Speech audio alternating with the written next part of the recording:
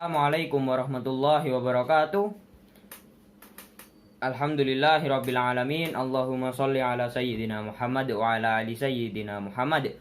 Pada kesempatan kali ini saya akan menceritakan kisah Isra Mi'raj, peristiwa agung dalam masa hidup Nabi Muhammad SAW.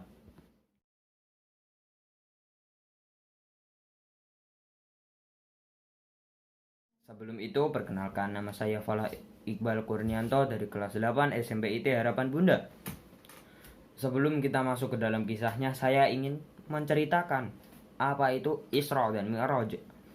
Isra secara bahasa berasal dari kata saro yang berarti perjalanan pada malam hari. Isra secara istilah merupakan perjalanan Nabi Muhammad SAW dari Masjidil Haram di Mekah ke Masjidil Aqsa di Palestina. Mi'raj secara bahasa adalah alat yang digunakan untuk naik.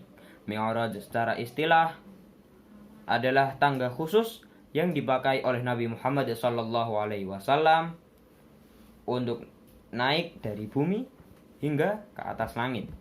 Jadi Isra Mi'raj dapat disimpulkan perjalanan pada malam hari Nabi Muhammad SAW dari Masjidil Haram ke Masjidil Aqsa hingga naik dari bumi hingga ke atas langit. Oke. Jadi kurang lebih pengertian Isra Mi'raj seperti itu. Langsung kita masuk ke dalam kisahnya. Pada malam hari Nabi Muhammad didatangkan oleh Allah Subhanahu wa taala hewan yang bernama Buraq. Buraq ini hewannya panjang, lebih besar dari keledai, lebih kecil dari bagal. Nah, Buraq ini dipakai Nabi Muhammad SAW ditunggangi hingga ke Masjidil Aqsa. Terus Nabi Muhammad mengikatnya di tempat para nabi mengikat tunggangannya.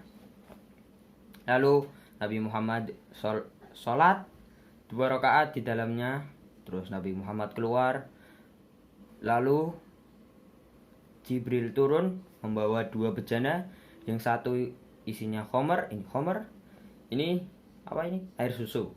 Nabi Muhammad milih yang air susu, yang isinya air susu. Lalu Jibril mengatakan, engkau telah memilih yang sesuai fitrah. Kemudian Nabi Muhammad dan Jibril naik ke langit. Yang pertama, Jibril meminta untuk dibukakan pintu langit. Nah, setiap pintu langit ini tuh dijaga oleh para malaikat. Jadi harus izin dulu. Jibril meminta dibukakan pintunya. Ini pertanyaannya sama terus nih setiap pintu. Siapa engkau? Jibril. Siapa yang bersamamu? Muhammad. Terus apakah dia telah diutus? Dia telah diutus. Seperti itu di hadisnya. Nah, setiap mau masuk pintu tuh pertanyaannya gitu. Setelah masuk pintu, nah ketemu nabi-nabi, beda-beda nabinya. Oke, pintu pertama, setelah dibukakan pintunya, Nabi Muhammad bertemu dengan Nabi Adam. Pintu kedua, Nabi bertemu dengan Nabi Isa bin Maryam dan Nabi Yahya bin Zakaria. Pintu ketiga, Nabi Muhammad bertemu dengan Yusuf alaihi salam,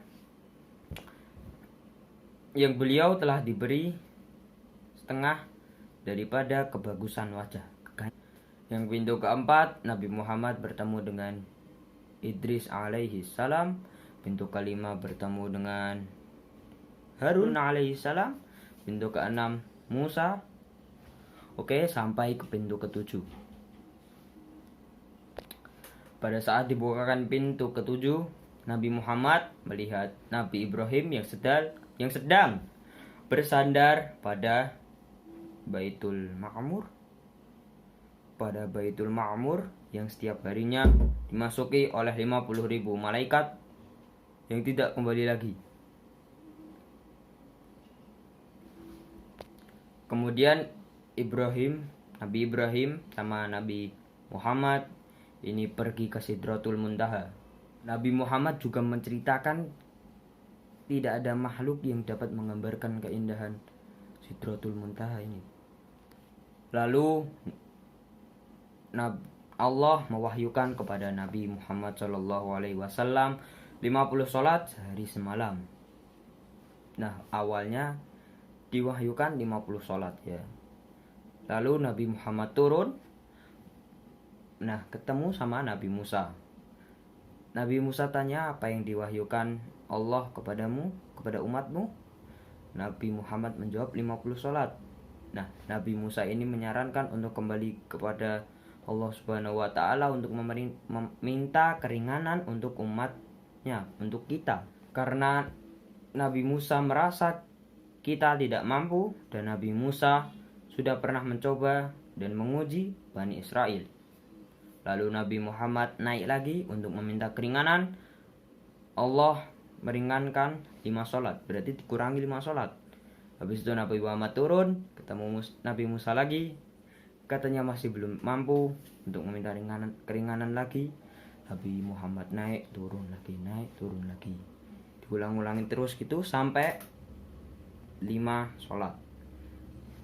Udah sampai 5 sholat, Nabi Muhammad turun. Nabi Musa bilang, mintalah keringanan kepada Allah untuk umatmu. Seperti yang tadi kalimatnya diulangi lagi. Nabi Muhammad naik lagi. Allah berfirman,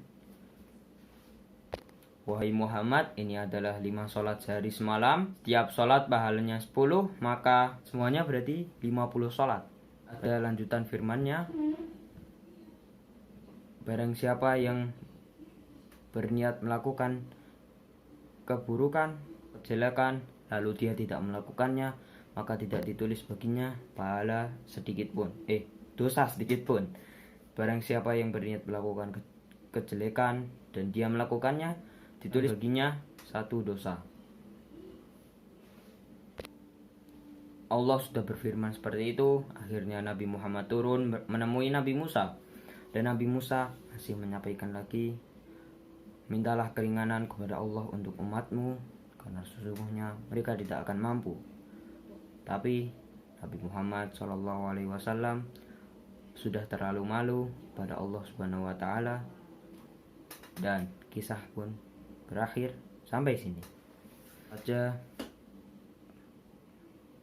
Masih banyak kisah-kisah yang tidak dapat saya jelaskan secara detail di sini karena nanti videonya jadi terlalu panjang. Jadi sekian untuk kisah Isra Mi'raj Nabi Muhammad sallallahu alaihi wasallam. Jika ada kesalahan penyampaian atau kesalahan perkataan, saya mohon maaf sebesar-besarnya. Wassalamualaikum warahmatullahi wabarakatuh.